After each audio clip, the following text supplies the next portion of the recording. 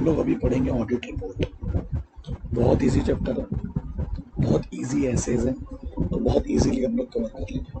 40 minutes में मैं cover करूँगा चैप्टर को, और आप लोगों को अगले 1 घंटे में इस चैप्टर को तुरंत यहाँ चार्ट से पढ़ना है। जितने चार्ट बने हुए हैं और तुरंत इसके क्वेश्चन सॉल्व करने हैं। मैं गारंटी दे रहा हूँ आपका पूरा चैप्टर आ जाएगा, ठीक है, मैं गारंटी दे रहा हूँ। चलिए हम आ जाते हैं ऑडिट रिपोर्ट में। ऑडिट रिपोर्ट का बेसिक मतलब क्या होता है? सिंपल है सर, ऑडिट करने के बाद ऑडिटर एक अपना रिटर्न ओपिनियन देता है, ठीक है, किससे रिलेटेड? एंटिटी के फाइनेंशियल स्टेटमेंट से रिलेटेड। वो ओपिनियन क्या कहता है कि भैया जो मैंने ऑडिट किया, जो कंपनी का एग्जामिनेशन किया, उसको लेके मेरी क्या राय है ना, उसको लेके मेरी क्या राय है। तो ऑडिट रिपोर्ट रिटर्न फॉर्म में होगी, ये पहले क्लैरिफिकेशन दे दो। किसके रिलेटेड ओपिनियन होगी? एंटिटी के फाइनेंशियल स्टेटमेंट से। अब किस प्रकार की होगी? देखिए, ज़रूरी तो नहीं है कि हम ज़बरदस्ती की खामियां निकालें, ज़बरदस्ती की गड़बड़ियां निकालें, नहीं ना। तो पहला लिखा है अनमॉडिफाइड रिपोर्ट या अनमॉडिफाइड ओपिनियन, जिसको हम लोग क्लीन रिपोर्ट भी बोलते हैं। ऐसा कब होगा? ऐसा कब होगा? when auditor is not able to find out any material misstatement, है ना, in the financial statement, है ना। कंपनी के फाइनेंशियल स्टेटमेंट में किसी भी प्रकार के मटेरियल मिसस्टेटमेंट्स ना मिलने पर हमें ऑडिटर को क्वालिफाइड अनमॉडिफाइड ओपिनियन देना पड़ेगा। मतलब जो नॉर्मल ओपिनियन है, जनरल ओपिनियन, जैसे क्लीन रिपोर्ट बोलते हैं, किसी प्रकार का कोई हमने टिप्पणी, किसी प्रकार की कोई हमने खामी उस रिपोर्ट में नहीं निकाली है। मतलब जिस उम्मीद के साथ उन्होंने हमें लेके आया, हमने उस उम्मीद को पूरा किया। अब अगर हमें किसी भी प्रकार की कोई भी मटेरियल में से स्टेटमेंट मिलती है, या we are not able to achieve that audit evidence जो हम एक्सपेक्ट कर रहे थे एंटिटी से, तो हमें स्टैंडर्ड्स और ऑडिटिंग 705 के तहत अपनी रिपोर्ट को मॉडिफाइड करना होगा। जैसा वो एक्सपेक्ट कर रहे हैं वैसी रिपोर्ट नहीं जाएगी। मतलब हमें कुछ क्वालिफिकेशंस, मतलब हमें कुछ कंडीशंस रखनी होगी, कुछ आपत्तियां जतानी होगी, है ना। क्वालिफाइड रिपोर्ट के बाद हम एडवर्स ओपिनियन भी दे सकते हैं। मतलब हम लोग बहुत नाराज़ हैं, बहुत ज़्यादा डिसएग्री करते हैं कंपनी के फाइनेंशियल स्टेटमेंट के अंदर जो मटेरियल मिसस्टेटेड है, कि भाई कंपनी ने बहुत गड़बड़ करी है, या हम लोग डिस्क्लेमर दे सकते हैं। मतलब एक प्रकार की वार्निंग कि जो यूज़र्स है वो अवेयर रहे, सतर्क रहे, ना। ये यूज़र के लिए दिया जा रहा है सब कुछ, ठीक है। तो मॉडिफाइड में हमने 3 पार्ट पढ़े, एक क्वालिफाइड रिपोर्ट, एक एडवर्स ओपिनियन और एक डिस्क्लेमर। तो क्वालिफाइड का मतलब तो यही हुआ ना कि आप सहमत नहीं हो कंपनी के फाइनेंशियल स्टेटमेंट से, तो ना, क्लियर है। उसके अंदर फिर 2 पार्ट आ जाएंगे, क्वालिफाइड प्लस एडवर्स और क्वालिफाइड प्लस डिस्क्लेमर। एडवर्स का मतलब तो क्या होता है? बहुत खराब, बहुत बुरी स्थिति है। अब हम लोग मॉडिफाइड ओपिनियन के 2 अलग अलग पार्ट में आएंगे। पहला है क्वालिफाइड ओपिनियन, है ना, फिर है एडवर्स ओपिनियन, और फिर है डिस्क्लेमर ऑफ ओपिनियन। बहुत इजी है बेटा, इजीली कवर कर लेंगे हम लोग। आपने बस रिपीट करते चलना मेरे साथ। पहला क्या बोलता है? Qualified opinion. जब ऑडिटर नहीं obtain sufficient audit evidence, concludes, auditor को अगर सफिशिएंट ऑडिट एविडेंस मिल जाता है और कंक्लूड करता है एविडेंस मिलने पर कि मिस स्टेटमेंट इंडिविजुअल में या एग्रीगेट में मौजूद था। क्या बोल रहा है वो? एफएस में कोई मटेरियल मिस स्टेटमेंट था, या इंडिविजुअल फॉर्म में था, या उसका इम्पैक्ट एग्रीगेटिव फॉर्म में था, पूरे एफएस को पढ़ा। तो अगर वो स्टेटमेंट मटेरियल थी बट परवेसिव नहीं थी, हाँ जी, अगर आपको एविडेंस मिलने पर ऐसा लगा कि कोई मिस स्टेटमेंट इंडिविजुअली और टोटलिटी में है ना मटेरियल है बट वो परवेजिव नहीं है, मतलब वो पूरे फाइनेंशियल स्टेटमेंट को इम्पैक्ट नहीं करेगा, आपने क्या ओपिनियन दिया? क्वालिफाइड। कि हाँ शायद वो पूरे फाइनेंशियल स्टेटमेंट को इम्पैक्ट ना करे बट है तो गड़बड़, तो मैं कुछ अपनी आपत्तियां जता देता हूँ। ये हुई पहली कंडीशन। दूसरी, ऑडिटर इज अनेबल। पहले तो एविडेंस मिल गया, अब तो एविडेंस भी नहीं मिल रहा है मेरे को। मैं जिस एविडेंस के आधार पर है ना अपना ओपिनियन बनाता है ना, बट और कंक्लूड करता कुछ पॉसिबल इफेक्ट्स किस पर? उसके फाइनेंशियल स्टेटमेंट, किस पर? Financial statement. अब जो एविडेंस मुझे मिला ही नहीं उसका इम्पैक्ट क्या होगा बेटे? मटेरियलिस्टिक भी होगा, है ना, बट अगर वो परवेजिव नहीं है, मतलब क्या हुआ आपको कि जब किसी भी प्रकार का एविडेंस आपको मिले या ना मिले, किससे रिलेटेड? मिस स्टेटमेंट से रिलेटेड। किससे रिलेटेड? मिस। बट अगर वो मिस स्टेटमेंट या अगर वो एविडेंस का ना मिलना सिर्फ मटेरियल है, परवेजिव नहीं है, तो आप कौन सा ओपिनियन देंगे? क्वालिफाइड।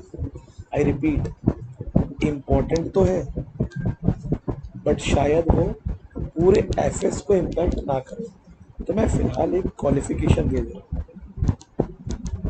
लोगों को बता दे रहा हूँ कि ये गड़बड़ फ्यूचर में शायद हो सकती है ना। तो अगर कोई ऐसा एविडेंस मिले जिस पर हमें ऐसा मिस स्टेटमेंट मिले जो मटेरियल तो है बट वो परवेजिव नहीं है, या हमें एविडेंस मिला ही नहीं जिस पर पॉसिबल इफेक्ट्स कैसे हो रहे हैं? मटेरियलिस्टिक है बट वो भी परवेजिव नहीं है, तो आप कौन सा ओपिनियन देंगे? मॉडिफाइड। कौन सा देंगे? मॉडिफाइड। और उसमें कौन सा देंगे? क्वालिफाइड। अब आ जाइए आप लोग एडवर्स में। ऑडिटर हैविंग ऑब्टेन, है ना, अदर ऑडिट एविडेंस अगर आपको मिल जाते हैं जो आपको अल्टरनेटिव ऑडिट एविडेंस चाहिए थे, है ना, concludes this statement are in individual और इन एग्रीगेटिव, मतलब वो इंडिविजुअल फॉर्म में भी था, एक भी था और एक से ज्यादा भी थे। पूरे एफएस में, पूरे एफएस में फाइनेंशियल स्टेटमेंट में एक नहीं, एक से ज्यादा आइटम्स भी गलत हो सकते हैं ना। क्लियर है? और वो आइटम्स, वो मिस स्टेटमेंट मटेरियल भी है, मतलब इंपॉर्टेंट भी है, पूरे एफएस को इम्पैक्ट करने वाला है। आप क्या ओपिनियन दोगे? एडवर्स। भाई बिल्कुल नॉट क्लीन रिपोर्ट रहेगी, कंपनी पर बिल्कुल भरोसा किया नहीं जा सकता। समझ में आ रहा है मैं क्या बना रहा हूँ? एविडेंस मिलने पर मिस स्टेटमेंट का पता चले और वो मिस स्टेटमेंट इंडिविजुअल फॉर्म में हो या एग्रीगेटिव फॉर्म में हो बट वो मटेरियल है बट वो परवेजिव नहीं है, शायद पूरे एफएस को इम्पैक्ट नहीं कर रहा है। सेम यहाँ तो आपको एविडेंस ही नहीं मिला, और एविडेंस ना मिलने पर है ना आप अपना ओपिनियन नहीं बना पा रहे हो, और उसके कुछ पॉसिबल इफेक्ट्स हो सकते हैं किस पर? एफएस पर, बट वो इफेक्ट भी कैसे हैं? मटेरियल है बट वो परवेजिव नहीं है, तो कौन सा ओपिनियन जाएगा? क्वालिफाइड।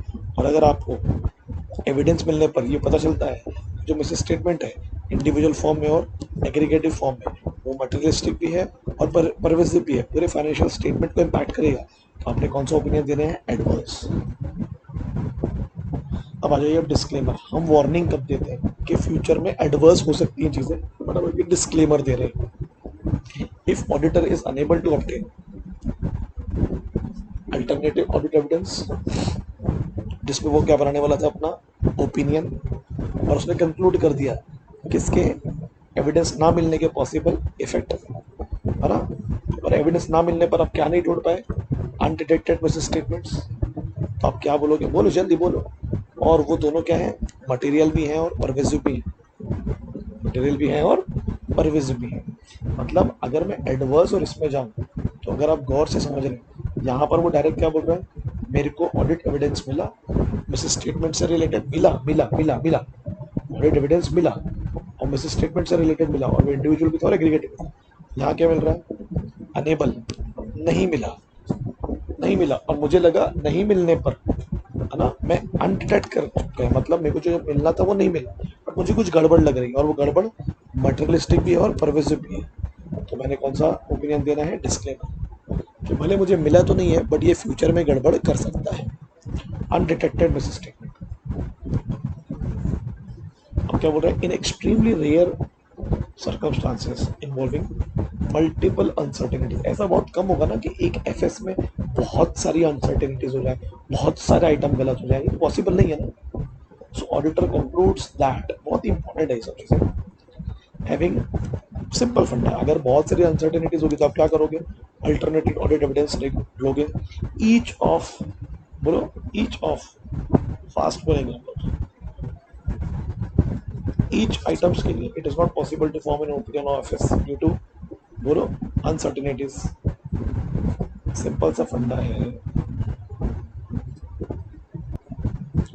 आप खुद बताओ क्या पॉसिबल है मल्टीपल अनसर्टेनिटीज के लिए अदर ऑडिट एविडेंस को हासिल करना ईच इंटरनल कंट्रोल के लिए।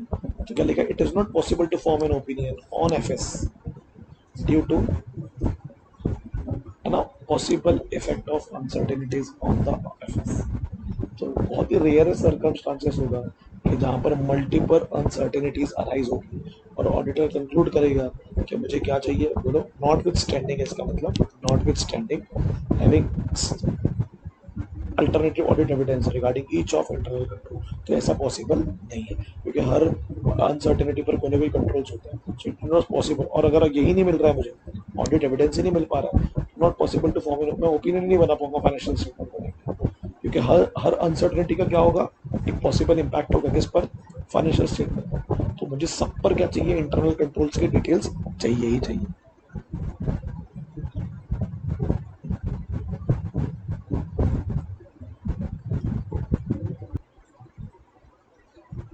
अब आएंगे हम लोग, कौन से सर्कमस्टांसेस होते हैं जब modification to the auditor opinion is required, जब मॉडिफिकेशन की जरूरत पड़ेगी, मतलब आप अपनी रिपोर्ट को, अपने ओपिनियन को मॉडिफाइड करेंगे, है ना, अनमॉडिफाइड नहीं, क्लीन रिपोर्ट नहीं देंगे। कौन कौन से सर्कमस्टांसेस होते हैं, क्वेश्चन पूछ सकता डायरेक्ट। तो ऑडिटर कंक्लूड करेगा, जो भी उसे ऑडिट एविडेंस मिला है उसी पर ही तो कंक्लूड करेगा that FS as a whole not free from material misstatement. FS में कुछ तो गड़बड़ है, और ये मैं कैसे बोल पा रहा हूँ एज एन ऑडिटर, क्योंकि मुझे ऑडिट एविडेंस मिले। क्लियर है, तो कुछ गड़बड़ है तो मुझे मॉडिफाइड तो करना पड़ेगा। अब अगर वो गड़बड़, थोड़ा सा खेल लेते हैं, अगर वो गड़बड़ मटेरियल है बट परवेजिव नहीं है, तो मैंने क्या देना है, बोलो क्या देना है, मॉडिफाइड ओपिनियन देना है। क्या देना है, क्वालिफाइड ना, मॉडिफाइड में क्वालिफाइड ओपिनियन। बट अगर वो मटेरियलिस्टिक भी है प्लस वो परवेजिव भी है, क्लियर, एविडेंस मिलने के बाद, मिल गया ना एविडेंस, तो आ जाएगी आपकी, क्या आ जाएगा, बोलो जल्दी, एडवर्स। और एविडेंस नहीं मिला और वो मटेरियल है और परवेजिव है, तो क्या आ जाएगा, डिस्क्लेमर। दोनों सिचुएशन में मॉडिफाइड ओपिनियन होगा। एक में आपको एविडेंस मिला और दूसरे में आपको एविडेंस नहीं मिला, that the FS as a whole are free from material misstatement. क्या मैं ये बोल ही नहीं पा रहा हूँ कि एफएस में कोई गड़बड़ नहीं है, क्योंकि मुझे एविडेंस ही नहीं मिला। तो जब मैं बोल ही नहीं पाऊंगा तो डेफिनेटली क्या होने वाला है यहाँ पर, सर मतलब जो मटेरियल मिसस्टेटमेंट अनडिटेक्टेड है, याद है अपन ने पढ़े तो, ये तो पढ़ने से वही लग रहा है ना, क्या है, अनडिटेक्टेड। जो चीज मुझे मिली ही नहीं उसमें मैं क्या ओपिनियन दूं अपना, है ना। और जो चीज मुझे नहीं मिल रही है, अगर वो मुझे लग रहा है परवेसिव है, और बोलो बोलो बोलो जल्दी फास्ट बोलो, परवेसिव है और साथ साथ में मटेरियलिस्टिक भी है, बट मिली नहीं है, उस पर एविडेंस ही नहीं मिला, तो कौन सा ओपिनियन होता है, अपन ने पढ़ा डिस्क्लेमर। ये वाला डिस्क्लेमर की बात कर रहा है और ये किसकी बात कर रहा है, एडवर्स। समझ में आ गया आपको, यहाँ एविडेंस मिलने पर पता चल रहा है और यहाँ एविडेंस ना मिलने पर, अनडिटेक्ट होने पर। क्लियर हो गया, समझ में आ रहा है, काफी इजी चीज पढ़ रहे हैं हम लोग। अब यहाँ लिख रहा है when you give modified opinion, when you give modified opinion, समझते हैं थोड़ा सा।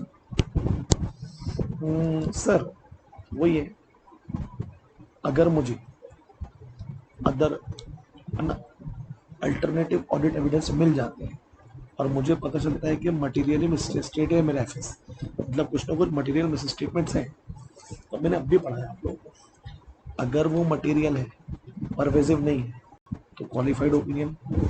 अगर वो मटेरियल भी है और परवेज भी है तो एडवर्स ओपिनियन। बट दोनों कंडीशन में एविडेंस मिल चुका है मुझे, तभी मैं कंक्लूड करूँ, और मुझे एविडेंस मिल ही नहीं रहा है।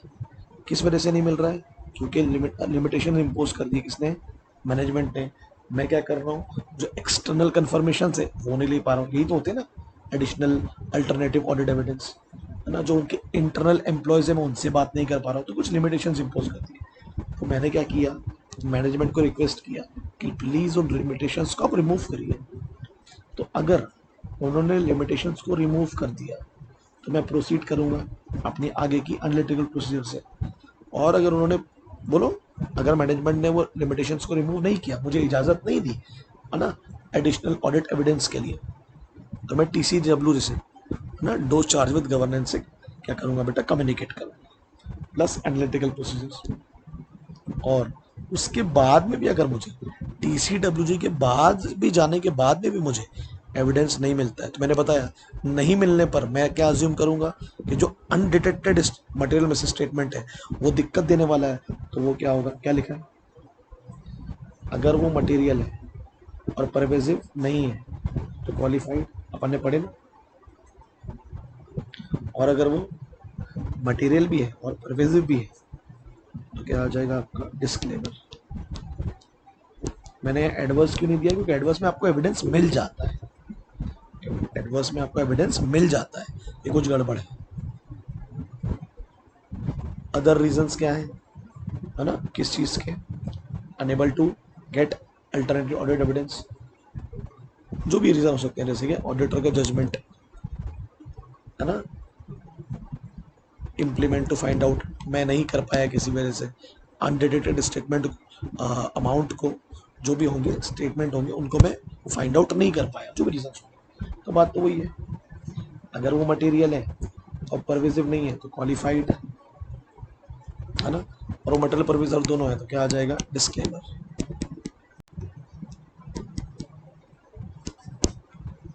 क्लियर है? जहां एडवर्स की बारी आ रही है, आपको ये मिल गया ना आपको, और आपने इस पर कंक्लूड कर लिया। मिलने के बाद ही तो आप बताओगे ना कि चीजें एडवर्स है। क्लियर है? अब आ जाओ आप लोग,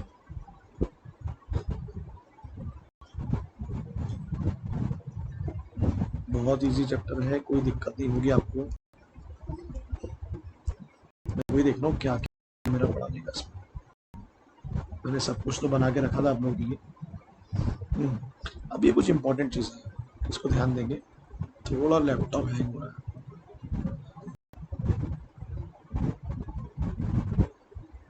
देखो, कुछ क्वालिटेटिव एस्पेक्ट है एंटिटी की अकाउंटिंग प्रैक्टिस को लेकर। क्या क्वांटिटेटिव एस्पेक्ट तो बहुत सारे पढ़ा दिए ना, है ना, ये कुछ क्वालिटेटिव एस्पेक्ट्स है। ओके, एक सेकंड ना बेटा, फटाक से अपन जाते हैं, वापस से खोलते हैं इसको।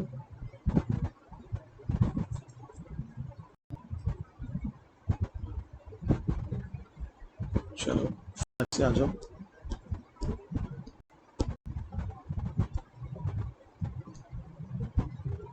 कुछ क्वालिटेटिव एस्पेक्ट्स हैं, उसको मैं आपको पढ़ाऊंगा। एज एन ऑडिटर आप एंटिटी की कुछ अकाउंटिंग प्रैक्टिसेस को क्वालिटेटिवली ऑब्जर्व करते हो, क्वांटिटेटिवली नहीं। तो ये बहुत इंपॉर्टेंट लाइन लिखा है, considering the qualitative aspect of entity and their accounting practices, including कि जब वो लोग अकाउंटिंग कर रहे थे तो क्या उन्होंने किसी प्रकार का पर्सनल बायसनेस यूज किया इन द मैनेजमेंट जजमेंट। क्योंकि अगर मैनेजमेंट ने अकाउंटिंग प्रैक्टिस करते वक्त पर्सनल बायस को यूज किया है, बराबर है ना, तो फिर तो गड़बड़ होने वाली है। दूसरी बात, यानी ऑब्जेक्टिविटी से काम नहीं किया हम लोगों ने। Whether plus whether FSR prepared according to the required financial reporting framework, ये दोनों कंडीशंस की मुझे क्वालिटेटिव एस्पेक्ट को समझना होगा। क्योंकि देखो गलती तो हो सकती है ना, बट अगर कंपनी कंटिन्यूसली फॉलो कर रही है अकाउंटिंग प्रैक्टिस को भी और FRF को भी, तो मतलब क्वालिटेटिव एस्पेक्ट काफी स्ट्रांग है कंपनी का। तो क्या क्या देखने वाला हूँ मैं इसमें, बोलो। सबसे पहले मैं मैनेजमेंट के जजमेंट को देखूंगा, है ना। मैनेजमेंट ने जो जजमेंट्स लगाए अबाउट द अमाउंट से रिलेटेड, जो जजमेंट्स P&L में, बैलेंस शीट में, और डिस्क्लोजर से रिलेटेड। जजमेंट के आधार पर ही तो होता है ना। अब वो जजमेंट डिस्प्रोपोर्शनेट भी हो सकते हैं, भलते भी हो सकते हैं, कुछ भी हो सकते हैं, कम भी हो सकते हैं, ज़्यादा भी हो सकते हैं। ठीक है, अरे बोलो यार। फिर डिस्कशन करूंगा मैं regarding the qualitative aspect of accounting practices with management as per SA 260। समझ में आ रहा है? मैं मैनेजमेंट से डिस्कस करूंगा 260 के तहत क्या आप क्वालिटेटिव एस्पेक्ट, क्वालिटेटिव एस्पेक्ट। ठीक है, और 260 क्या बोलता है? बहुत ज़्यादा इजी है, बोलो। उनसे कम्युनिकेट करो जिनसे तुमको वो बात जाननी है कि भैया जो आपने अकाउंटिंग की है वो बराबर की है कि नहीं। तो इनसे कम्युनिकेट कर रहे हैं हम लोग मैनेजमेंट से 260 के तहत। कम्युनिकेशन विद दोस्त चार्ज विद गवर्नेंस, है ना। फिर कंसिडरिंग द पॉसिबिलिटी ऑफ, ये जो इन बायसनेस यूज की है एस्टिमेशंस के बाद, डिस्क्लोजर्स के बाद, है ना। तो आपको देखना पड़ेगा इन मैनेजमेंट जजमेंट किन से रिलेटेड बायसनेस है। जो भी अनडिटेक्टेड अनरिकॉर्डेड स्टेटमेंट था, क्या कॉज कर सकता है वो एफएस को मटेरियली मिसस्टेट कर सकता है ना। तो हर वो चीज़ जो शायद रिकॉर्ड नहीं है, अनडिटेक्ट नहीं है, तो इट डजंट मीन कि वो गड़बड़ी होगी। आपको क्या देखना होगा, वो आगे जाके मटेरियल मिस स्टेटमेंट क्रिएट करेगा कि नहीं करेगा। क्लियर है? कंसिडरिंग, और लास्ट क्या, considering the possible management biases in making accounting estimates 540। Accounting estimates का मतलब क्या होता है? जैसे कि आप रेट ऑफ डेप्रिसिएशन निकाल रहे हो, तो भाई ये जो एस्टिमेशन आप कर रहे हो ये किस आधार पर कर रहे हो? क्या आप मेथड्स को यूज कर रहे हो, है ना? क्या आप बायस्ड होके तो नहीं कर रहे हो? क्या आप डेप्रिसिएशन बहुत ज़्यादा तो नहीं चार्ज कर रहे हो, बहुत कम तो नहीं चार्ज कर रहे हो? That is biasness. ज़्यादा चार्ज कर रहे हो तो आप खर्चे दिखा रहे हो, कम कर रहे हो तो आप ओवर वैल्यू दिखा रहे हो। तो बहुत सारी चीज़ें। कौन सी चार चीज़ें बताइए क्वालिटेटिव एस्पेक्ट में? मैनेजमेंट के जजमेंट को किससे रिलेटेड, अमाउंट से रिलेटेड और डिस्क्लोजर से रिलेटेड जज करना। फिर मैं क्वालिटेटिव एस्पेक्ट को लेकर डिस्कशन करूंगा, है ना, किससे? मैनेजमेंट से एज पर 260। फिर मैं देखूंगा कि जो भी बायसनेस मैनेजमेंट ने किया है काय में एफएस में, किससे रिलेटेड? अनडिटेक्टेड अनकरेक्टेड स्टेटमेंट से रिलेटेड, क्या वो मटेरियल में से स्टेटमेंट क्रिएट करेगा। और लास्ट क्या है, कंसिडर करूंगा मैं जो पॉसिबल मैनेजमेंट बायसनेस है किसमें? अकाउंट एस्टिमेशन में। अकाउंट एस्टिमेशन में एज पर SA 540। क्लियर है? बोलो यार, इतने अच्छे से बताया हूँ मैंने, आपको आना चाहिए। ठीक है, पढ़ लो एक बार, पढ़ लो। और 540 क्या बोलता है अपने को पता होना चाहिए। ऑडिटर के objective to get sufficient appropriate audit evidence about whether accounting estimates are reasonable or not, है ना। और accounting estimates are reasonable, exact ना हो बट रीजनेबल तो हो। ठीक है, अब आ जाएंगे हम लोग कुछ स्पेसिफिक इवैल्यूएशन को लेकर। ये वर्ड अगर आपको दिखेगा तो आपको अज्यूम कर लेना है ये ऑडिट रिपोर्ट का ही क्वेश्चन है। कौन कौन से स्पेसिफिक इवैल्यूएशन आप देखने वाले हो एज एन ऑडिटर? कौन कौन से? सर मैं अकाउंटिंग पॉलिसी से रिलेटेड इवैल्यूएशन करूंगा कि वो अप्रोप्रिएटली डिस्क्लोज करती हैं कि नहीं करती हैं चीज़ों को, वो कंसिस्टेंट है कि नहीं फाइनेंशियल रिपोर्टिंग फ्रेमवर्क से रिलेटेड, वो चीज़ों को डिस्क्लोज करती हैं कि नहीं करती हैं, काय में? बोलो, अकाउंट बैलेंस के रूप में, ट्रांजेक्शन्स के रूप में। और आपकी जो पॉलिसीज है वो फाइनेंशियल रिपोर्टिंग फ्रेमवर्क के हिसाब से कंसिस्टेंट होनी चाहिए। आपके जो एस्टिमेशन है, जो मैंने आपको डेप्रिसिएशन से रिलेटेड पढ़ा है, वो रीजनेबल होना, जो भी जनरल प्रैक्टिस है उसके हिसाब से। क्लियर है? फिर जो आपका फाइनेंशियल स्टेटमेंट है उससे रिलेटेड क्या इन्फॉर्मेशन, उसमें लिखी हुई जो भी इन्फॉर्मेशन है वो रिलेवेंट होना, रिलायबल होना, बराबर है ना, कंपेरेबल होना, है ना, और क्या होना? अंडरस्टैंडेबल, कि आप उस इंफॉर्मेशन को प्रायर पीरियड से या कहीं और से कंपैरिजन कर सकें, उस पर आप भरोसा कर सकें, वो रिलेवेंट हो और अंडरस्टैंडेबल, समझ में तो आए पढ़ने पर। फिर जो टर्मिनोलॉजी आप यूज़ करेंगे उसके टाइटल्स होना चाहिए। कौन सी टर्मिनोलॉजी? आप अगर आप बोल रहे एसेट और लाइबिलिटी की बात कर रहा हूँ तो उसका टाइटल क्या हो जाएगा भाई? Terminology balance sheet. आप पीएनएल की बात करो तो क्या हो जाएगा आपका? Income statement. आप कैश फ्लो की बात करो तो क्या हो जाएगा? Cash flow statement. तो जो भी आप ध्यान देंगे, जो भी आप टर्मिनोलॉजी यूज करेंगे, मतलब अकाउंट बैलेंसेस, ट्रांजेक्शन, उनकी कुछ तो टाइटल होगी ना। तो जैसे हमारे यहाँ टाइटल क्या है? पीएनएल, बैलेंस शीट, है ना। एंड आपको बराबर डिस्क्लोजर्स करने पड़ेंगे एज पर अकाउंटिंग स्टैंडर्ड्स अपने फाइनेंशियल स्टेटमेंट, है ना, जैसे इन्वेंट्री को लेके होता है। क्लियर हुआ क्या बोला मैंने आप लोगों को? एक बार रिपीट कर लें, कौन कौन सी स्पेसिफिक वैल्यूएशन चेक करने वाले तो मैं अकाउंटिंग पॉलिसीज प्रॉपरली अप्रोप्रिएटली चीज़ों को डिस्क्लोज कर रही है कि नहीं कर रही है, वो कंसिस्टेंट है कि नहीं है एफआरएफ के हिसाब से, जो अकाउंटिंग एस्टिमेट्स है वो रीजनेबल होना, इस पर जनरल प्रैक्टिस है, फाइनेंशियल स्टेटमेंट में उसमें जो इन्फॉर्मेशन होगा वो रिलेवेंट होना, रिलायबल होना, कंपेरेबल होना और अंडरस्टैंडेबल होना, जो टर्मिनोलॉजी आप यूज़ करें वो अप्रोप्रिएट होना, मतलब जो भी बैलेंस ट्रांजेक्शन है, अकाउंट बैलेंसेस है, और वो टाइटल के साथ में होना चाहिए, जैसे कि बैलेंस शीट के नाम पर, इनकम स्टेटमेंट के नाम पर, कैश फ्लो स्टेटमेंट के नाम पर, और वही क्या शो करेगा आपकी assets and liabilities and cost and revenue, और जो भी डिस्क्लोजर होना वो एडुकेट होना as per the accounting standards. यहाँ तक क्लियर हुआ? अभी आ जाएंगे अपन फटाक से इधर अपना ऑडिट रिपोर्ट के एसेस में। क्लियर है? एफआरएफ के क्राइटेरिया से रिलेटेड मैंने बात लिख दिया हूँ। अभी 700 क्या बोलता है? Forming an opinion and reporting on the, पहले आप अपना ओपिनियन फॉर्म करो और फिर उसको रिपोर्ट करो, और किस पे रिपोर्ट कर रहे हैं आप उसको? Financial statement. पहले आप अपना ओपिनियन बनाओ और किस पे रिपोर्टिंग करो? एफएस को लेकर। ठीक है, फॉर्मिंग एन ओपिनियन तो कैसे? अभी तो मैंने आपको जो पढ़ाया वो एग्जैक्टली वैसे का, तो क्या करना है, ऑडिटर को अपना ओपिनियन फॉर्म करेगा कि जो एफएस प्रिपेयर किए गए हैं तो वो किसके हिसाब से होना? अकॉर्डिंग टू एप्लीकेबल है वो एफआरएफ।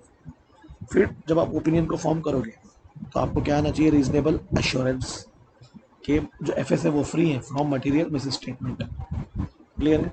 जब आप ओपिनियन को फॉर्म कर रहे हो तो आपको किन किन चीज़ों पर फोकस करना है, ध्यान देंगे, इस पर क्वेश्चन आ सकता है अपने को, कि जो भी एविडेंस थे जो मुझे मिले वो सफिशिएंट थे, वो अप्रोप्रिएट थे, चाहे इंटरनल हो या एक्सटर्नल, है ना। Materiality of the, her uncorrected statement material नहीं हो सकता, तो बताना पड़ेगा आपको। डिस्क्लोजर्स प्रॉपर थे कि नहीं थे रिगार्डिंग दी एसेट्स लाइबिलिटीज, है ना, इनकम कॉस्ट। फिर आपकी जो अकाउंटिंग पॉलिसीज हैं वो कंसिस्टेंट है कि नहीं, हर साल आप चेंज तो नहीं कर रहे हो एज पर द एफआरएफ, है ना, कंसिस्टेंसी ऑफ अकाउंटिंग पॉलिसी। फिर आपको जो एस्टिमेट्स हैं वो क्या होने चाहिए? रीजनेबल, है ना। आपकी जो इन्फॉर्मेशन है वो क्या होना चाहिए? रिलायबल, है ना। एंड जो भी आप डिस्क्लोजर यूज कर रहे हैं, है ना, एट उसकी क्या होना चाहिए? Adequate regarding material transactions and events and appropriateness of terminology used FS. जो भी आप टर्मिनोलॉजी यूज करोगे, टर्म्स होते हैं ना, वो बराबर अप्रोप्रिएट है ना, लोगों के समझ में आना चाहिए। फॉर एग्जांपल दे देता हूँ मैं आपको समझ में, मैंने इसे RDD, reserve for doubtful debt, तो एक टर्मिनोलॉजी है, तो ये लोगों को समझ में आना चाहिए क्या होता है, और इसका टाइटल होना है ना, किधर लिखते हैं अपन इसको? पीएनएल। फिर fair presentation framework, you shall consider overall presentation बराबर बनाया गया था, फाइनेंशियल स्टेटमेंट बराबर स्ट्रक्चर था, और उसके कंटेंट क्या क्या थे, ठीक है। और whether FS represent underline transaction event so as to, बोलो जल्दी बोलो, achieve fair representation.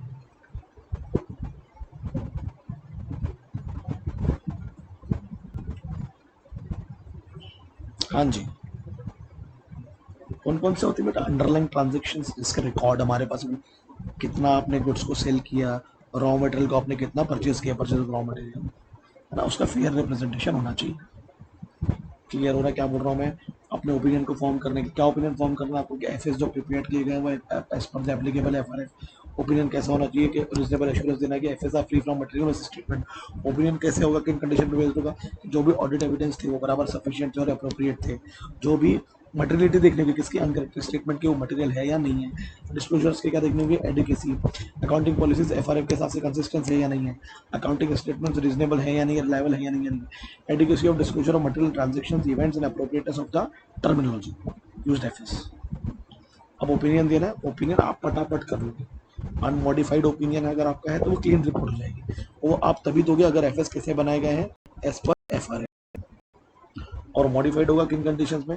If FS are not free from material misstatement, और साथ साथ में you are unable to obtain the sufficient appropriate audit evidence, है ना। अब एविडेंस ना मिलने पर ही आप एविडेंस मिलता तो बोलते ना फ्री फ्रॉम मटेरियल मिसस्टेटमेंट, नहीं मिलेगा तो मैं कैसे बोलूंगा, कंक्लूड करूंगा? इसमें मॉडिफाइड ओपिनियन आएगा। बाकी डिटेलिंग मैंने अपना समझा दिया कि उसमें क्वालिफाइड कब आएगा, डिस्क्लेमर कब आएगा, और एडवर्स कब आएगा। सप्लीमेंट्री इन्फॉर्मेशन भी हो सकती है, मतलब अपार्ट फ्रॉम जो मेन रिपोर्ट है उसके अलावा कुछ इन्फॉर्मेशन अगर आपको डालना है, ठीक है, इंटीग्रल पार्ट के रूप में, जो एफएस के अलावा होगी, differentiated from FS. If not then ask management to change way of presentation. FS तो बराबर है, तो आप जो एफएस जिस तरीके से बना है उसका प्रेजेंटेशन चेंज करने बोल सकते हो, मैनेजमेंट रिव्यूज करोगा, है ना, if management reviews mention in report, है ना, उसको ऑडिटिंग से लेना देना नहीं। ऑडिट कंटेंट रिपोर्ट का, ऑडिट रिपोर्ट का कंटेंट क्या होगा, टाइटल लिखा होना चाहिए, ठीक है, किस आधार पर आप ओपिनियन दे रहे हो, ऑडिटर की क्या जिम्मेदारी थी रिगार्डिंग फाइनेंशियल स्टेटमेंट, आपने जब उसे एग्जामिन किया तो आपकी क्या जिम्मेदारियां थी, क्या आपने कंपेरिजन्स किए, क्या आपने वाउचिंग की, क्या आपने कन्फर्मेशंस लिए, है ना, TCWG के मेंबर्स के एड्रेसेस, कंपनी गोइंग कंसर्न है या नहीं है, कौन सा ऐसे आएगा, फटाक से बताओ, आपको बताना पड़ेगा कि कुछ ऐसे सिग्निफिकेंट ट्रांजेक्शन्स को डाउट तो नहीं किए कर रहे हैं कंपनी के गोइंग कंसर्न होने पर, आप इस ऐसे को यहाँ पर कोड भी कर सकते हैं। जल्दी बताइए, फटाक से बताओ कौन सा ऐसे होगा यहाँ पर। 500 500 500 500 500 570 की ऑडिट मैटर्स वो हम लोग पढ़ेंगे क्या होंगे, वो आपको ऑडिट रिपोर्ट में डालना पड़ेगा। आपका ओपिनियन, मैनेजमेंट की जिम्मेदारी क्या थी एफएस से रिलेटेड, भाई इंटरनल कंट्रोल की जिम्मेदारी थी, इंटरनल ऑडिटर को अपॉइंट करने की जिम्मेदारी थी, ठीक है। आपका ऑब्जेक्टिव क्या है, रीजनेबल एश्योरेंस की मीनिंग क्या होती है ना, मिस स्टेटमेंट अराइज हो सकते हैं, account of fraud, other reporting responsibility क्या है, आपकी सिग्नेचर, आपका प्लेस ऑफ साइन और डेट ऑफ रिपोर्ट, और आपको ये भी वहाँ बताना पड़ेगा कि जो रिपोर्ट बनाई गई, सॉरी एफएस जो बनाए गए वो एफआरएफ के द्वारा फॉलो किए गए होंगे, इंटरनल कंट्रोल एक्सरसाइज हुआ या नहीं हुआ, है ना, और SS going company entity going concern रहेगी या नहीं रहेगी, इतनी डिटेलिंग में आपको बताना पड़ेगा। टाइटल तो देना ही पड़ेगा ना, आपको एंटिटी का नाम लिखना पड़ेगा, क्लियर है, समझ में आ गया क्या क्या रहेगा कंटेंट में, आपने समझ में आ गया। अब आ जाइए आप, मैं 706 पर नहीं आता, 706 पर ही आता हूँ, इस पर क्वेश्चन आ सकता है, एम्फेसिस ऑफ मैटर, ऐसे मुद्दे जिस पर आपको स्पेशल एम्फेसिस करना ध्यान देना है, और अदर मैटर उसको ओएम कहते हैं, है ना, paragraph in the independent audit report, एक ऐसा सेक्शन होगा, कुछ मुद्दे जो वहां दिखेंगे आपको और कुछ मुद्दे जो अदर देन रिपोर्ट आपको अलग से सेक्शन बना के डालने पड़ेंगे। अब ईओएम का मतलब क्या होता है, बने पड़े ना, एम्फेसिस ऑफ मैटर, ऐसे मैटर जो कहाँ होते हैं, ऑलरेडी इनकॉर्पोरेटेड है एफएस में, है ना, उसकी इंपॉर्टेंस आपको दिखेगी, क्यों, ऐसे मुद्दे, देखो एफएस में तो बहुत सारी चीजें होती है, तो कुछ ऐसी चीजों को हाईलाइट कर दो एज एन ऑडिटर आप कि यूजर उसी को पढ़े, समझ में आ रहा है, क्योंकि यूजर को अंडरस्टैंडिंग के लिए पूरा एफएस नहीं समझ में आया, तो आप सेल्स हाईलाइट कर दो, आप प्रॉफिट हाईलाइट कर दो, आप जो जबरदस्ती के खर्चे हैं वो हाईलाइट कर दो, आप डिविडेंड्स हाईलाइट कर दो, जो भी कर सकते हो आप, और इंक्लूड कर दो रिपोर्ट में कौन सा पैरा, ईओएम पैरा, कौन सा पैरा, एफएस मैटर, ठीक है। कब करोगे आप ऐसा, auditor wouldn't be required to modify opinion according with SS05, SS05 के हिसाब से मुझे अपने ओपिनियन को मॉडिफाई करने की जरूरत नहीं है। Matter not been determine to KM, ऐसे मैटर भी आपको बताने पड़ेंगे जो KM नहीं है, और की ऑडिट मैटर, ये क्या है, एम्फेसिस ऑफ मैटर है, की ऑडिट मैटर, की ऑडिट मैटर पर है ना, रिपोर्ट में है अलग से लिखा हुआ है, हम पढ़ेंगे ये की ऑडिट मैटर के अलावा जो चीज है, और जब आप ऐसा पैराग्राफ डाल रहे हैं तो आपको रिपोर्ट को मॉडिफाई करने की जरूरत है, क्लीन है तो क्लीन दो, ये तो आप अपने हिसाब से कुछ मुद्दे डाल रहे हो जो यूजर के लिए जरूरी है। एग्जांपल्स क्या क्या है बेटा, कोई अनसर्टिनिटी है कंपनी के, बोलो, रिगार्डिंग दी कोई लिटिगेशन है, कंपनी कोई केस हार सकती है, तो उसका जो आउटकम है वो कंपनी पर अनसर्टिनिटी क्रिएट कर सकता है, मतलब उसके फ्यूचर में चलने ना चलने पर डिपेंडेंसी, तो वो आपको देना पड़ेगा। फिर कुछ ऐसे इवेंट्स हैं जो कब होने वाले हैं, between date of FS and date of audit report, उसके बीच में, जैसे कि मर्ज होने वाली कंपनी, है ना, बहुत सारी चीजें हो सकती है, एक्विजिशन होने वाला है, अर्ली एप्लीकेशन ऑफ न्यू, कोई नए अकाउंटिंग स्टैंडर्ड्स होंगे जिसको अभी तक मार्केट में सिर्फ एक रिसर्च के तौर पर लाया गया, प्रैक्टिस आपने उसको क्यों एप्लीकेबल ला लिया, जो कंसिस्टेंट है उसी को लेके चलते ना।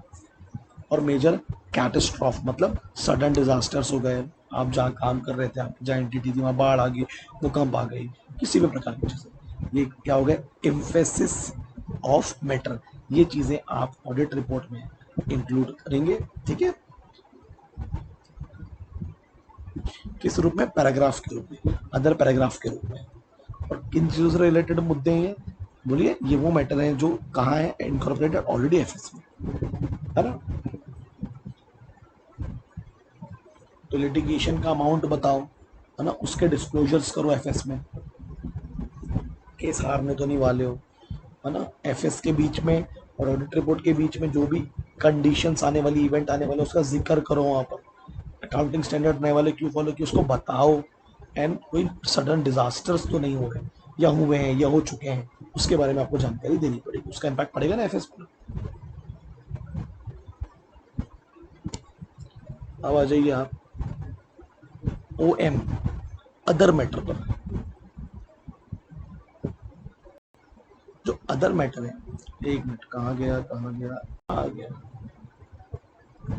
खत्म हो जाएगा भाई फटाक से। जो अदर मैटर है वो क्या है पहले समझो। अदर मतलब एफएस में लिखी हुई चीजों के अलावा। अब ये कैसे डिसाइड करोगे आप, तो उसके लिए क्या लगाना पड़ेगा आपको, अपना जजमेंट। क्योंकि जो एफएस में लिखा था वो तो फैक्ट्स हो गए, तो उसमें तो ऑब्जेक्टिविटी आ जाएगी, ठीक है।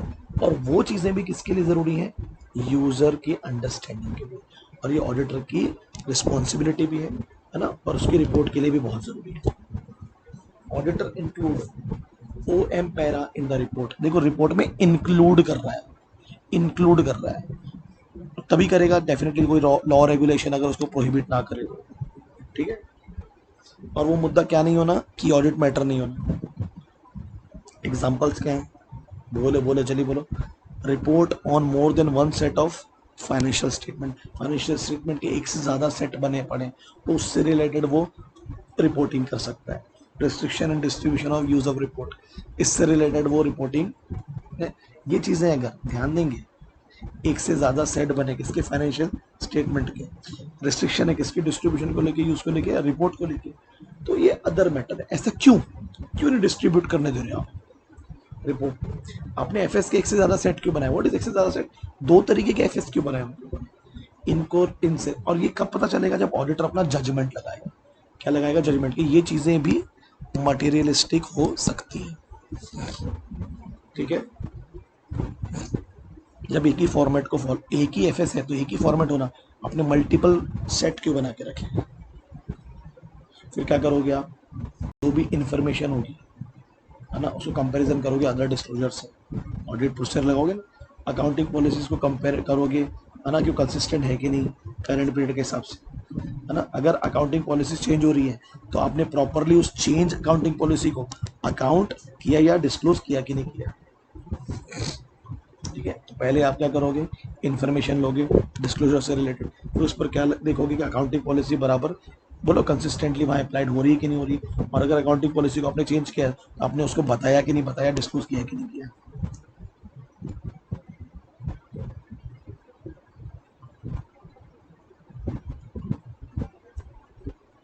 अभी आ जाओ आप, तो ओ एम में क्या लिखा मैंने, ऐसे मुद्दे जो एफएस में नहीं लिखे, अदर देन एफएस। और यूएम में क्या हो जाएगा, जो ऑलरेडी एफएस में है, यूजर के अंडरस्टैंडिंग के लिए मैं उसे हाईलाइट कर रहा हूँ।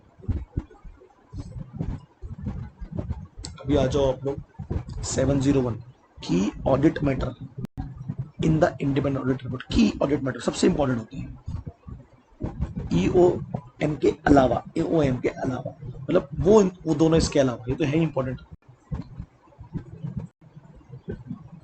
तो हम लोग आ जाते हैं की audit matter, that is auditor अपने प्रोफेशनल जजमेंट के आधार पर डिसाइड करेगा कौन सी की चीजें सिग्निफिकेंट है जब उसको ऑडिट करते वक्त एफएस में मिले, है ना। अब ध्यान देना, बहुत इंपॉर्टेंट है, कम्युनिकेटिंग के एम इज नॉट, अंडरस्टैंड, अगर मैं की ऑडिट मैटर को कम्युनिकेट कर रहा हूं, इसका मतलब ध्यान देंगे, इसका मतलब ये नहीं है कि इसी it is a substitution of disclosure in FS. Disclosure को तो मैं देखूंगा, it is a substitution for express in modified report. ये मॉडिफाइड रिपोर्ट मत देना यार, तूने तो हमको की ऑडिट मैटर जो है वो तो बता दिया ना मैनेजमेंट को। भाई ये डिस्क्लोजर का सब्स्टिट्यूट नहीं है, मैं तो डिस्क्लोजर मैं तो देखूंगा ही देखूंगा, मैं तो मेरे को लगेगा तो मैं मॉडिफाइड रिपोर्ट दूंगा ही दूंगा। फिर is not substitute for reporting under 570, जब मटेरियल अनसर्टेनिटी मिलती है रिगार्डिंग इवेंट कंडीशन और वो सिग्निफिकेंट डाउट करता है कि आप गोइंग कंसर्न के तौर पर चलोगे कि नहीं चलोगे, तो मेरे की बोलो की ऑडिट मैटर को या उसके कम्युनिकेशन को डिस्क्लोजर का सब्स्टिट्यूट मत मानना, मॉडिफाइड रिपोर्ट में नहीं दूंगा ऐसा मत मानना। मैं 570 के तहत मटेरियल अनसर्टेनिटी के एग्जिस्टेंस पर और उससे इवेंट और कंडीशन पर सिग्निफिकेंट डाउट होगा तो एज ए गोइंग कंसर्न मैं वो रिपोर्टिंग नहीं करूंगा ऐसा मत मानना, है ना। और separate opinion on other matters, ठीक है। ये मैं करूंगा, ये तो मैं करूंगा ही था। किसके अलावा? KAM के अलावा मैं डिस्क्लोजर देखूंगा, मैं मॉडिफाइड ओपिनियन दूंगा, मैं 570 फॉलो करूंगा, मैं सेपरेट ओपिनियन दूंगा अदर मैटर्स पर। पर्पस क्या है KAM का? सर ये आपके कम्युनिकेशन को एनहांस करता है, रिपोर्ट की वैल्यू को बढ़ाता है की ऑडिट मैटर से ना, providing additional information to users, है ना, एफएस, और उन्हें मदद करता है understanding the matter most significant in audit. फिर वो डिसाइड करेंगे कि भाई पैसा लगाना है कि नहीं लगाना, निकालेंगे, ठीक है। वो एंटिटी को अंडरस्टैंड करेंगे, बोलो जो भी एरियाज होंगे जो सिग्निफिकेंट है वो मैनेजमेंट के जजमेंट पर देखेंगे, ठीक है। ओके, क्लियर हो जाएगा ना, मैनेजमेंट ने अपने जजमेंट के आधार पर कौन से सिग्निफिकेंट एरियाज में गड़बड़ की है कि नहीं की है। और जैसे ही आपको ये मिलेगा आपको किसको कम्युनिकेट करना है? TCWJ, ठीक है। और क्या क्या डिटरमाइन करना होगा? In making determination auditor shall take into the account the following areas of higher assessed risk of material misstatement, जहां पर ROMM के चांसेस ज्यादा है ना। बताना पड़ेगा ना सर, यहाँ बहुत गड़बड़ हो सकती है अगर हम लोगों ने ध्यान नहीं दिया तो। सर R&D के नाम पर जबरदस्ती का खर्चा हो रहा है और उसका इम्पैक्ट दिख रहा नहीं है ऑर्गेनाइजेशन में, तो वहाँ देखिए कहीं वहाँ पर करप्शन तो नहीं है। Significant auditor judgment related to areas that involve significant management judgment, जहां मैनेजमेंट का जजमेंट था वहां ऑडिटर ने अपना जजमेंट लगाया, तो उससे रिलेटेड बाद भी मैं TCWG को बताऊंगा कि सर पहले मैंने इनके जजमेंट को देखा, फिर मैंने अपना एक्सपीरियंस लगाया। और effect and audit of significant event और ट्रांजेक्शन, जो भी सिग्निफिकेंट इवेंट और ट्रांजेक्शन हुए, पता है, जैसे कंपनी मर्ज हो रही है, जॉइंट वेंचर हो रहा है, या कंपनी टूट रही है, एक्विजिशन हो रहा है, जो भी, तो उसका क्या इफेक्ट हो सकता है ना। तो उन इवेंट और ट्रांजेक्शन को मैंने क्या किया, ऑडिट किया था, उसका मैं इफेक्ट बता रहा हूँ, उसका मैं इफेक्ट बता रहा हूँ। तो कम्युनिकेट करते टाइम इन 3 चीज़ों का ध्यान देना है। क्या क्या?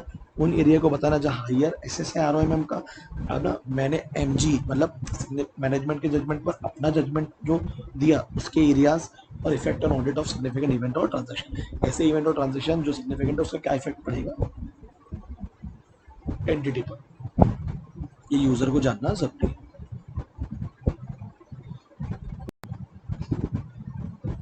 क्या बोलता है? Matter determine to be KAM, ऐसी चीजें जो KAM है बट फिर भी हम उसको स्टिल नॉट कम्युनिकेट, हम उसको रिपोर्ट में नहीं डाल, क्योंकि लॉ रेगुलेशन ने मना किया है, ठीक। पब्लिक डिस्क्लोजर में वो चीजें नहीं डाली जाती है।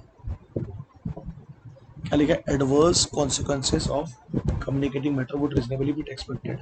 पब्लिक इंटरेस्ट, जैसे अब कोई सरकारी कंपनी है, जैसे कि फॉर एग्जांपल कोई डिफेंस से रिलेटेड कंपनी, तो अब डिफेंस से रिलेटेड कंपनी में हम लोग सामान कहाँ से खरीद रहे हैं या हम लोग कितने में बना रहे हैं, फॉर एग्जांपल बता रहा हूँ, कुछ चीज़ें, कुछ कुछ क्लॉजेस को फॉलो करना पड़ेगा, क्योंकि अगर हम वो डिस्क्लोजर्स देते हैं तो पब्लिक इंटरेस्ट के लिए वो एडवर्स कॉन्सिक्वेंसेस है ना। RBI बहुत सारे डिस्क्लोजर्स नहीं देता ना, क्योंकि पब्लिक इंटरेस्ट में आप हर चीज़ नहीं बता पाते। ये नहीं पढ़ा रहा हूँ, ये तो आपको आ गया, मैंने वो चार्ट में पढ़ा डाला, ठीक है बेटा, पूरा खत्म कर दिया। ये हेडिंग याद रखना, कैसे लेते हैं हेडिंग? मॉडिफाइड एडवर्स डिस्क्लेमर, या बोलो user basis for modified adverse disclaimer of opinion, ये फॉर्म एंड कंटेंट के रिपोर्ट की हेडिंग में ऐसे लिखेंगे। अब आ जाओ, मैं आपको ऑलरेडी पढ़ा चुका हूँ, 710 याद आ रहा है। अगर करंट ऑडिटर को ऐसा लगा कि मुझे अपनी रिपोर्ट में ओपिनियन देते वक्त प्रीवियस ऑडिटर की रिपोर्ट को उसके प्रीडिसर ऑडिटर की रिपोर्ट पर किसी प्रकार की कोई टिप्पणी थी, उसको इस रिपोर्ट पर अगर मुझे 705 + 710 हो जाता है तो वो यूज कर सकता है। क्या करेगा? अगर कोई प्रीवियस ऑडिटर की रिपोर्ट पर कोई फिगर्स है या कोई फाइनेंशियल इन्फॉर्मेशन है, तो मैं उसको क्या करूँगा, कंपेयर करूँगा अपनी रिपोर्ट पर, अपनी इस साल के फाइनेंशियल इन्फॉर्मेशन पर। नॉर्मली ऑडिटर ऐसा नहीं करता है, वो तो अपना देखेगा ना, अपना रिपोर्ट देखेगा। बट अगर उसको ऐसा लग रहा है कि पिछली रिपोर्ट में कुछ ऐसे फिगर्स थे, कुछ फाइनेंशियल इन्फॉर्मेशन थी जो अभी तक इम्पैक्टफुल है और आज भी फाइनेंशियल स्टेटमेंट में उसमें रिलेटेड गड़बड़ है और उसका इम्पैक्ट एंटिटी के गोइंग कंसर्न होने पर फर्क पड़ेगा, तो वो 705 के साथ 710 भी लगाएगा, ओपिनियन देते हैं। क्या लिख रहा है, कंपेरेटिव फाइनेंशियल स्टेटमेंट। क्या करोगे आप, अमाउंट्स को कंपेयर करोगे, डिस्क्लोजर्स को, कौन सी रिपोर्ट में, प्रायर रिपोर्ट, और ना जो उस साल के एफएस में थी, ऑडिट हो चुकी है, और उसको अपने ओपिनियन पे रिफर कर सकते हो। ठीक है, audit opinion not refer to corresponding figures except, normally तो तुम नहीं करते हो ना, तुम कब कर रहे हो, तुम कब कर रहे हो प्रायर पीरियड में, जब उस साल का एफएस क्या था, बोलो बोलो, मॉडिफाइड था, मतलब उस साल उन्होंने कुछ ना कुछ क्वालिफिकेशंस दी थी और वो मुद्दा अभी भी क्या है, अनरिजॉल्व है, जैसे डेप्रिसिएशन से रिलेटेड होगा, साला लास्ट ईयर भी नहीं डाला आपने, क्या डेप्रिसिएशन अमाउंट इस साल भी नहीं डाला, तो ओवर वैल्यू दिख रही है ना एसेट, और उस पर जो ऑडिट एविडेंस थे, है ना, वो एग्जिस्टेंस है अभी भी, किससे, मटेरियल स्टेटमेंट प्रायर पीरियड, जिस पर एफएच पे क्या मिला, अनमॉडिफाइड ओपिनियन वाज इशूड। मगर बोलो, कंपनी ने एप्लीकेबल एफआरएफ को फॉलो नहीं किया। बोल रहा है नॉर्मली जो करंट ऑडिटर है वो पुराने ऑडिटर की रिपोर्ट को नहीं देखता है, बट अगर किसी फिगर या अमाउंट पर कुछ अगर उसको गड़बड़ लग रही है और उस पर मॉडिफिकेशंस थे और वो अभी भी अनरिजॉल्व है, तो फिर आप जा सकते हो, कंपैरिजन कर सकते हो। दूसरी कंडीशन क्या बोल रही, auditor obtain audit evidence existence of, कहाँ कुछ तो गड़बड़ है भाई, मटेरियल मिस स्टेटमेंट है, कौन से पीरियड में, प्रायर पीरियड में, जिस पर एफएस को क्या मिल गया, अनमॉडिफाइड ओपिनियन मिल गया। जब जब मटेरियल मिस स्टेटमेंट था तो अनमॉडिफाइड ओपिनियन क्यों दिया आपने, और आपने एफआरएफ को भी फॉलो नहीं किया, क्या बनाते टाइम आपके फाइनेंशियल स्टेटमेंट, तो फिर क्या करोगे आप, 710 को लगाओगे, कंपैरिजन तो करना ही पड़ेगा वैसे। नॉर्मली नहीं किया, नॉर्मली नहीं करता है, नॉर्मली क्यों करेगा ना, जो ऑडिटर है वो तो अपना दिखेगा, जो उसने इन्फॉर्मेशन हासिल किया साल भर में। करेस्पॉन्डिंग फिगर्स, सेम फिगर्स, मतलब जैसे डिप्रिशिएशन तो लास्ट ईयर का डिप्रिशिएशन ही दिखेगा, जो इस बार गड़बड़ दिखेगी वो सेम फिगर्स पर फोकस करेगा, amounts and disclosures, integral part same वही जो लिखा है, जो क्योंकि इस साल के ऑडिटर का जो ओपिनियन है वो या तो करेंट पीरियड पे ही होता है ना, नॉर्मली वो पिछले साल पे फोकस नहीं करता।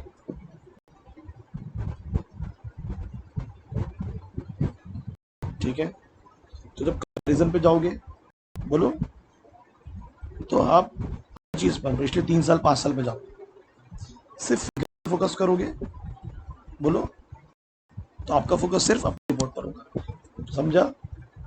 अगर रिपोर्ट कंपेयर करोगे तो फिर आप तो सब कुछ देखोगे, ट्रांजेक्शन भी, अमाउंट भी, सब कुछ, बट अगर सिर्फ आपको ट्रांजेक्शन पे फोकस करना होगा, ठीक है, तो आप वो पिछले साल के ट्रांजेक्शन देख सकते हो, बट आपका फोकस सिर्फ अपनी रिपोर्ट पर रहेगा। तो फाइनेंशियल स्टेटमेंट को कंपेयर कर रहे हो और इधर सिर्फ करेस्पॉन्डिंग फिगर्स को, है ना, पिछले साल के फाइनेंशियल स्टेटमेंट या फिर करेस्पॉन्डिंग फिगर्स। पिछले साल के अगर फाइनेंशियल स्टेटमेंट देख रहे हो तो फिर 3-5 साल के पुराने निकालने पड़ेंगे, और सिर्फ फिगर्स पे फोकस कर रहे हो, मगर आपका फोकस काय पे, लास्ट ईयर के फिगर पे, बट मेरा करंट ईयर पर ही फोकस करूंगा, फिगर लेके मेरे को रिपोर्ट तभी बनानी है ना। अब आ जाओ आप लोग, last, prior period FS audited by another auditor, किसी और ऑडिटर ने किया था, तो auditor shall take into other matter paragraph लाएगा ना, एफएस ऑफ प्रायर पीरियड, मेरे पुराने ऑडिटर ने ऑडिट किया, किस प्रकार का ओपिनियन दिया, क्या डेट थी, प्रायर पीरियड एफएस कंटेंट में अगर क्या थे मटेरियल स्टेटमेंट, तो क्या उस ऑडिटर ने टीसीडब्ल्यूजी को बताया क्या, मैनेजमेंट को बताया क्या, ठीक है, रिक्वेस्ट करेंगे ऑडिटर बी इन्फॉर्म्ड, ठीक है, क्या उन लोगों ने बोला क्या इन्फॉर्म करने के लिए प्रीवियस ऑडिटर को, और अगर वो अनऑडिटेड है मतलब उस पर ध्यान दिया नहीं गया है, तो कहाँ शो करेंगे हम लोग, ओ एम पैरा में, that corresponding F S are unaudited, और क्या लिख देंगे कि जो करेस्पॉन्डिंग फाइनेंशियल स्टेटमेंट है, मतलब पिछले साल वाला, पिछले 3 साल का, वो क्या है, अनऑडिटेड है, उस पर ध्यान नहीं दिया गया, और कहाँ डालेंगे इसको, अदर मैटर्स में, जो हमने यहाँ पढ़ा भी, पढ़े ना अपन, एफएस से रिलेटेड नहीं होता है, बट आपको रिपोर्ट तो करनी पड़ेगी। कंपैरिजंस कर रहे हो ना, डिस्क्लोजर्स है ना, अकाउंटिंग पॉलिसीज, कंपैरिजन कर रहे हो प्रीवियस साल से। किसका कंपैरिजन कर रहे हो? फाइनेंशियल स्टेटमेंट का।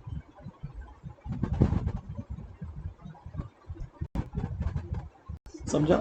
पूरा फाइनेंशियल स्टेटमेंट कंपेयर करोगे, उस पर अपना ओपिनियन बनाओगे, तो फिर आप पूरे पीरियड्स देख लो 3-4 साल के। अगर आपको सिर्फ फिगर्स पे फोकस करना है ना, कि पिछले साल का सिर्फ फिगर्स ले रहा हूँ, पूरा फाइनेंशियल स्टेटमेंट में कंपेयर नहीं कर रहा हूँ, ठीक है, मेरा फोकस सिर्फ करंट ईयर पर है, कुछ फिगर को बस कंपेयर कर रहा हूँ। मुद्दे याद आ गए? कहाँ पर नॉर्मली आप करस्पॉन्डिंग फिगर्स पे फोकस नहीं करते हो, बट कब करोगे? तो एक्सेप्शन क्या पहला, कि पिछले साल कुछ मिला था, एफएस पर मॉडिफाइड था और अनरिजॉल्व था, और एविडेंस हमें मिला किससे से रिलेटेड? मटेरियल में स्टेटमेंट से रिलेटेड, और उस पर आपने अनमॉडिफाइड ओपिनियन दिया, जो गलत बात है ना, और अपने एफआरएफ से भी डील नहीं किया। डेफिनेटली मैं क्या करूंगा फिर? जल्दी बोलो। करेस्पॉन्डिंग फिगर पे फोकस तो करना पड़ेगा, बनाऊंगा मैं करंट ईयर की रिपोर्ट ना। अब मैं अगर आपको मजाक मजाक में बोलूं कि ये चैप्टर ऑलमोस्ट खत्म हो गया, ऑलमोस्ट मतलब पूरे जितने क्वेश्चन आते हैं, तो आप कर लोगे क्या? आप इसको रीड आउट कर लोगे क्या?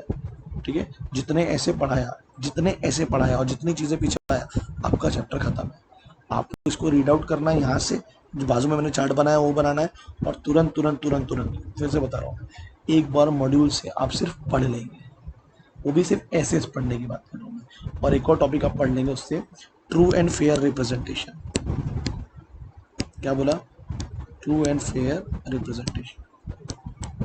कंटेंट पूछ सकता है, कंटेंट याद रखेंगे। अरे 706 बहुत इंपॉर्टेंट है, 701 बहुत इंपॉर्टेंट है, इंपॉर्टेंट तो पूरे ऐसे हैं, बट बता रहा हूँ, ये 705 को तो मैंने ना यहीं बना दिया बहुत अच्छे से, ये बहुत काम आएगा, ये पूरा 705 ही है। ओके, चलो कर लेना बेटा, इसके बहुत सारे क्वेश्चन दूंगा, ध्यान रखना, मैं भी दूंगा और ऐसे ही भी देगा, तो कर लेना।